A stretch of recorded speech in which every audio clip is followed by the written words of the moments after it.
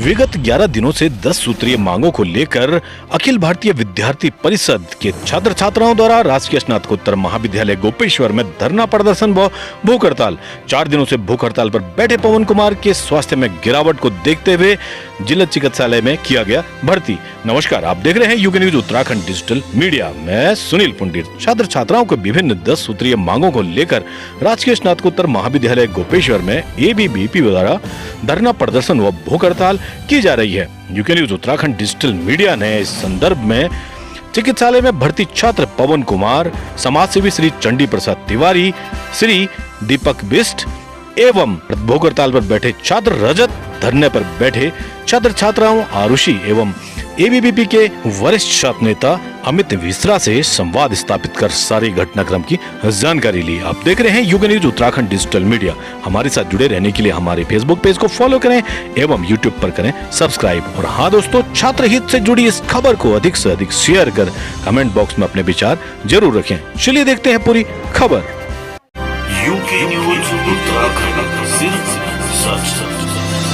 नमस्कार, आप देख रहे हैं UK news Uttarakhand digital media. मैं सुनील पुंडीर। आज हम चिकित्सालय गोपेश्वर में हैं और ये मुख्यालय का चिकित्सालय है और यहाँ पर एक युवा लेटे हुए बिस्तर में, यूँ तो ये बीमार नहीं है, लेकिन आखिर अचानक ऐसा क्या हुआ जो कि इन्हें हॉस्पिटलाइज करना पड़ा। तो हमारे साथ है पवन कुमार जी। आप छात्र नेता हैं और वर्तमान समय में आप संघर्ष कर रहे हैं छात्र हित में। तो पवन, बहुत बहुत स्वागत है आपका यूके न्यूज उत्तराखंड में। जानना चाहेंगे आपसे ये सारा मामला। नमस्कार, सबसे पहले धन्यवाद करना चाहूँगा NES उत्तराखंड यूके न्यूज़ का कि आप मेरे बीच यहाँ पर उपस्थित हुए। इस बार आप जैसे देख पा रहे होंगे कि तमाम सोशल मीडिया पे कि हमारा जो आंदोलन चल रहा था, कि जो महाविद्यालय में जो हम आंदोलन कर रहे हैं, तो हमारे 10 सूत्रीय मांगे हैं। उस मांगों में जैसे परीक्षा परिणाम में हो रही त्रुटियाँ, जैसे कई बार माइग्रेशन डिग्रियां जो होती है वो वापस नहीं आ पाती है टिहरी से, बच्चों को यहीं से वहाँ जाना पड़ता है बनवाने के लिए।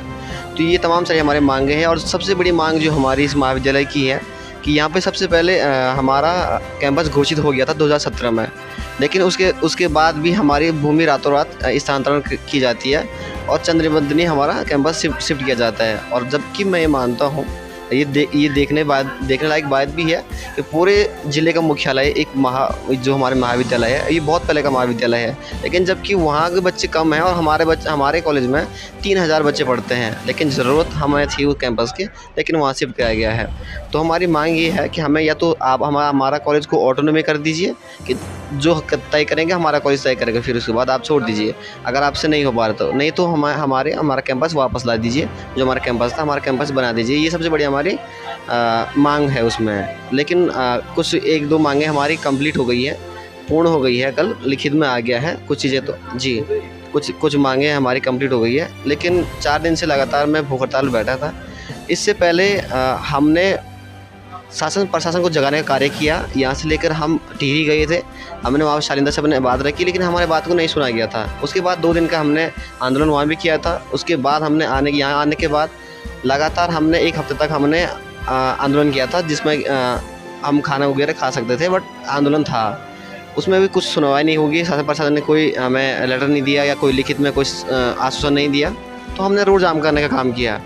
फिर हमने रोड जाम करने के बाद क्या हुआ कि फिर वहाँ पे शासन प्रशासन जागा और पुलिस की पूरी टीम आई थी, SP साहब आए थे। तो उसके बाद थोड़ा कुछ लिखित में हमें मिला था कि जिस पर अभी कोई कार्रवाई नहीं की गई थी। उसके बाद मंगलवार को मैं खुद ही अनशन में बैठ गया था। भूख हड़ताल मैंने करी और लगातार 4 दिनों पे भूख हड़ताल पर रहा।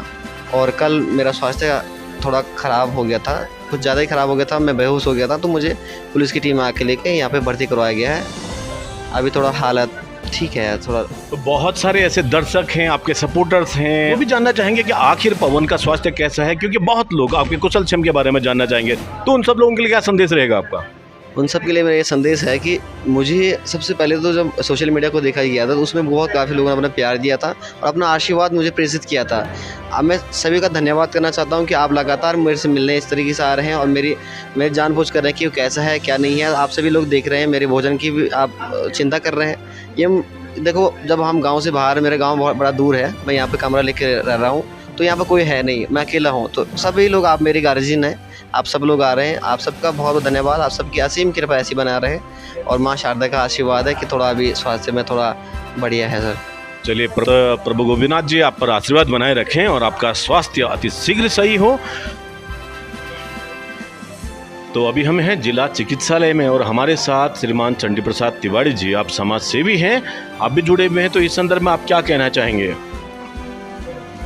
सबसे पहले तो मैं आपका धन्यवाद करना चाहता हूं पुनीर जी, और सबसे बड़ी बात यह है कि ये बेटा हमारा पवन है, हम इसके लिए विद्यालय में भी गए थे। और ये विद्यालय खाली इसी की पीड़ा नहीं है, व्यक्तिगत इसका ये नहीं है कि मकान बनना हो या जल की कोई दिक्कत हो या कि बिजली की कोई दिक्कत हो, ये पूरे गोपेश्वर की, पूरे ज़िले की ये पीड़ा है।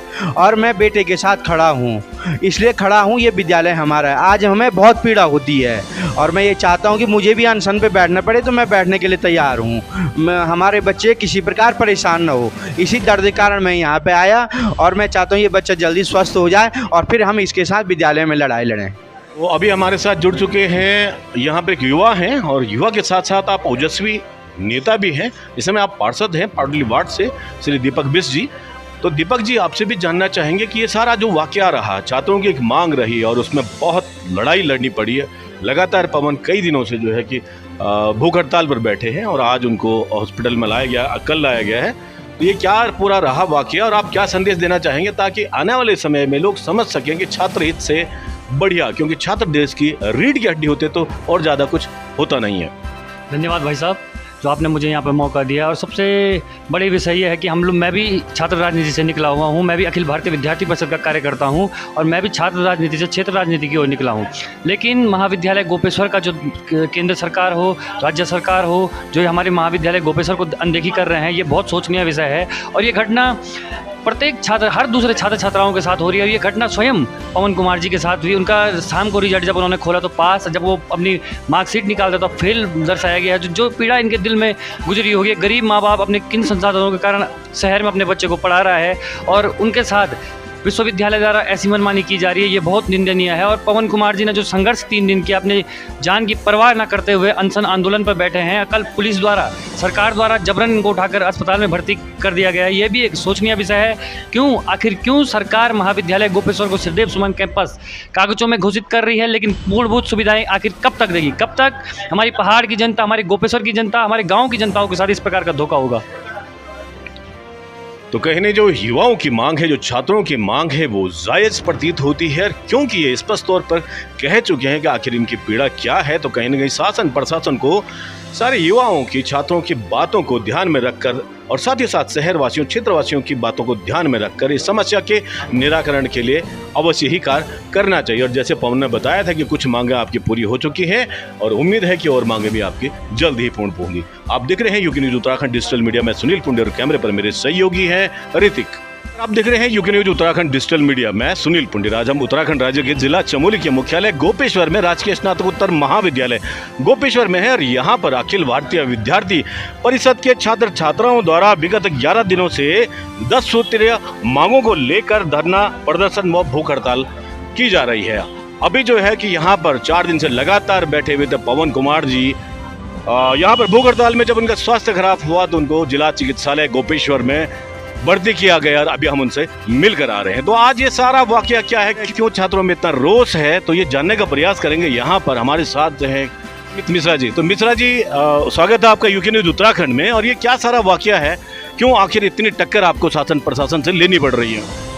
देखिए, पहले तो मैं बहुत बहुत धन्यवाद देना चाहता हूँ यूके न्यूज़ का कि आप लोकतंत्र के चौथे स्तंभ कहे जाते हैं और कहीं ना कहीं समाज के ज्वलंत मुद्दों को आप लोग आगे लेके जाते हैं। आपका बहुत बहुत धन्यवाद देना चाहता हूँ। आज आप हमारे महाविद्यालय में इस आंदोलन में हमारी इस आवाज़ को आगे करने के लिए आए, आपका बहुत बहुत धन्यवाद। देखिए, जहाँ तक बात है, आपने कहा कि क्यों लड़ना पड़ रहा है, और लड़ाई तो उत्तराखंड को मांगने की भी लड़ी थी और लड़ाई तो आज़ादी के लिए भी लड़ी थी। तो ये लड़ाई तो सतत चलती रहती है, हालांकि मुद्दे अलग अलग हो सकते हैं। आज का जो हमारा मुद्दा है वो शिक्षा को लेकर है। जिले का सबसे बड़ा महाविद्यालय, जहाँ की एजुकेशन पॉलिसी, जहाँ का एजुकेशन मैनेजमेंट आज कहीं ना कहीं जर्जर स्थिति में दिखाई दे रहा है। 2017 में जिले का सबसे बड़ा महाविद्यालय होने के बाद भी इसे कैंपस घोषित किया गया था, लेकिन उसके बाद आज तक भूमि हस्तांतरित हो चुकी है, भवन हस्तांतरित हो चुके हैं, संपत्ति हस्तांतरित हो चुकी है, लेकिन वित्तीय स्वीकृति नहीं मिल पाई है। तो ये बड़ा खेद का विषय है। एक तरफ सरकार कहती है कि हम उस शिक्षा को बढ़ाने के लिए, अग्रसर करने के लिए बहुत सारे प्रयास कर रहे हैं, एक तरफ जिले के सबसे बड़े महाविद्यालय की अनदेखी हो रही है। कहीं ना कहीं पीड़ा होती है, इसी की लड़ाई लड़ रहे हैं और संघर्ष करते रहेंगे जब तक हमारी मांगें पूरी नहीं होती, क्योंकि कहीं ना कहीं इस महाविद्यालय में पढ़ने वाला छात्र, जो कि नेक एक ग्रेड का कॉलेज है और 1964-65 का पुरातन कॉलेज है, और इस कॉलेज से हमारे बहुत मंत्री भी दिए, विधायक दिए, शिक्षाविद दिए, खेल से ओलंपिक दिए, और कहीं ना कहीं संगीत के क्षेत्र में बहुत सारे सिंगर दिए। तो कहीं ना कहीं हर क्षेत्र में ये महाविद्यालय का छात्र आगे रहा है। तो क्यों इस महाविद्यालय की अनदेखी की जा रही है, यह एक बड़ा सवाल है, और सरकार कहीं ना कहीं इसकी स्थिति स्पष्ट नहीं कर पा रही है। इसलिए हम ये लड़ाई लड़ रहे हैं, और ये लड़ाई सतत रूप से जारी रहेगी जब तक कि हमारी मांगें पूरी नहीं होती। बहुत खूब, यही जोश, यही जुनून छात्रों के बीच होता है तो कहीं ना कहीं महाविद्यालय ही नहीं बल्कि शिक्षा के सर्वांगीण विकास के लिए एक कदम आगे बढ़ाया जाता है। अभी यहाँ पर भूख हड़ताल में पवन के बाद बैठे हुए हैं रजत। तो रजत, क्या प्राथमिकता होनी चाहिए सबसे पहले विद्यार्थियों की, और क्या आप चाहते हैं शासन प्रशासन से? धन्यवाद और आभार भाई साहब आपका, आपने मुझे बोलने का मौका दिया। तो जैसे कि आपको पता है कि ये विगत 11 दिनों से ये आंदोलन हमारा चल रहा है, और 4 दिन पवन भाई मुझसे पहले जो अभी गोपेश्वर चिकित्सालय में वो हैं, भर्ती हैं अभी, क्योंकि उनकी तबीयत काफ़ी ख़राब हो चुकी थी और इसी भूख हड़ताल की वजह से। तो कहीं ना कहीं ये सरकार की कमी को दिखाता है कि हमें भूख हड़ताल जैसी स्थिति करने की आवश्यकता पड़ जा रही है। अगर मैं भी यहाँ पे बैठूँगा, जब तक मेरे शरीर में श्वास रहेगी, जब तक शरीर साथ देगा, मैं तब तक संघर्ष करता रहूँगा, और तब तक भी अगर हमारी मांगें नहीं पूरी होती है तो मेरे बाद कोई और बैठेगा, और उसके बाद भी नहीं होते उसके बाद भी कोई और बैठेगा। तो हर कोई एक ऐसी पारिवारिक स्थिति से नहीं आता है कि उसके पिताजी कोई बहुत ज़्यादा पैसे वाले हो, या उनकी घर ज़मीन हो, या उनका कुछ पुश्तैनी व्यवसाय हो अपना। तो इसी प्रकार की बातें हैं। अब यहाँ से अगर रिज़ल्ट ख़राब होता है तो यहाँ से हमें टिहरी जाना पड़ता है। तो यहाँ से टिहरी जाने का पहले तो कोई वही नहीं है, रीज़न ही नहीं है क्यों जाना है यहाँ से टिहरी, जब मतलब कैंपस हमारा यहाँ है, एडमिशन हमारा यहाँ होना है। अगर एडमिशन ही हमें कराने का रहता, टिहरी जाने का रहता, तो सब कुछ हम टिहरी से कराते। मतलब एडमिशन यहाँ है, पढ़ाई लिखाई यहाँ है, महाविद्यालय यहाँ है, आना यहाँ है, जाना यहाँ से है, लेकिन अगर प्रशासनिक कार्य होंगे तो टिहरी जाना पड़ेगा। कहीं ना कहीं एक ज्वलंत विषय है, और जो छात्रों का इसके प्रति रोष है वो सबको समझना चाहिए। शासन प्रशासन को अवश्य इसमें सोचना चाहिए कि आखिर छात्र क्यों मजबूर हुए हैं। हमारे बीच में छात्र ही नहीं, बहुत सारी छात्राएं भी यहाँ पर हैं, हमारे साथ जुड़ी हुई यहाँ पे छात्रा, आपसे उनकी भी वार्तालाप करवाते हैं। जी, क्या नाम है आपका? मेरा नाम आरुषि है और मैं बीए 3rd सेमेस्टर की छात्रा हूँ। और पहले तो मैं यूके न्यूज़ का बहुत बहुत धन्यवाद करती हूँ जो कि आप हमारे बीच पहुँचे, और मैं आपसे ये उम्मीद भी करती हूँ कि आप हमारी आवाज़ उत्तराखंड सरकार तक ज़रूर पहुँचाना। और हम यहाँ पे लगभग 10 दिन हमको हो चुके हैं, और हम यहाँ पे अपनी मांगों को लेकर उतरे हुए हैं, और हम यही चाहते हैं कि जो हमारी मांगें हैं वो जल्द से जल्द पूरी हो, क्योंकि छात्र यहाँ पे पढ़ने के लिए आता है और छात्र क्लास भी जाता है, सारी चीज़ें करता है, और यहाँ पे जब रिजल्ट खुलता है उसमें एब्सेंट लगाई जाती है। कहीं ना कहीं हमारा ये कहना है कि अगर छात्र यहाँ पढ़ रहा है और उसका जब रिजल्ट खुल रहा है, वो पेपर देता है, उसका रिजल्ट खुलता है, उसमें कहीं जो सब्जेक्ट है ही नहीं, जिस सब्जेक्ट का बच्चों ने पेपर दिया वो सब्जेक्ट नहीं आके दूसरा सब्जेक्ट आता है, और उसमें भी बच्चों पे बैक लगाई जाती है। तो कहीं ना कहीं गरीब घर का बच्चा तो टिहरी तो जा नहीं सकता। तो हमारी यही मांग है कि हमारी जितनी भी मांगों को लेकर के हम यहाँ पे बैठे हुए हैं, हमारी मांग जल्द से जल्द पूरी हो। धन्यवाद। चलिए, बहुत खूब, क्योंकि मामला बहुत ज्वलंत है और आपने देखा कि जो बिंदु हैं वो बिंदु बहुत सारे हैं कि छात्र छात्राओं की जो बातें हैं आपके समक्ष जब ये आई हैं तो उसके बाद कहीं ना कहीं सोचने पर, विचारने पर, मंथन करने पर बहुत ज़्यादा प्रयास होना चाहिए शासन और प्रशासन का। आप देख रहे हैं UK news Uttarakhand digital media में सुनील पुंडिया, और कैमरे पर मेरे सहयोगी हैं ऋतिक।